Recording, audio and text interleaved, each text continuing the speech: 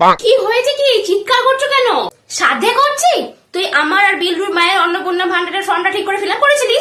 হ্যাঁ, কেন কি হয়েছে? তাহলে আমার টাকা ঢুকেছে আর বিল্টুর মায়ের টাকা ঢোকেনি কেন? বিল্টুর মা এলো বলি আমাদের বাড়িতে কথা শোনাতে, দেখ কেন। কি গো ডুমুরের মা, কি নিয়ে তো চেঁচামেচি করছো?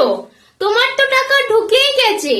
আর এই যে ডুমুর, তোর যদি ফর্ম ফিল আপ করার ইচ্ছে না থাকতো আমাকে বলে দিতে পারতিস, আমি অন্য কোথাও ফর্ম ফিল আপ করে নিতাম, তাতে অন্তত পক্ষে আমার টাকাটাকে ঢুকতো। না গো কাকিমা, সেরকম কিছু না।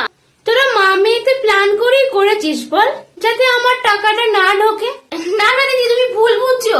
না গো, আমি ঠিকই বুঝছি, না হলে তোমার টাকাটা ঢুকলো আর আমারটা কেন ঢুকবে না বলো?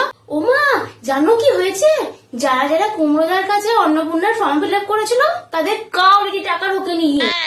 তাই নাকি? এ কি কাকিমা, তুমি এখানে? তোমাকে তো বিল্টুদা খুঁজছে, তোমার তো অন্নপূর্ণার টাকা ঢুকে গিয়েছে। ও, টাকা ঢুকে গেছে? বাহ বাহ বাহ।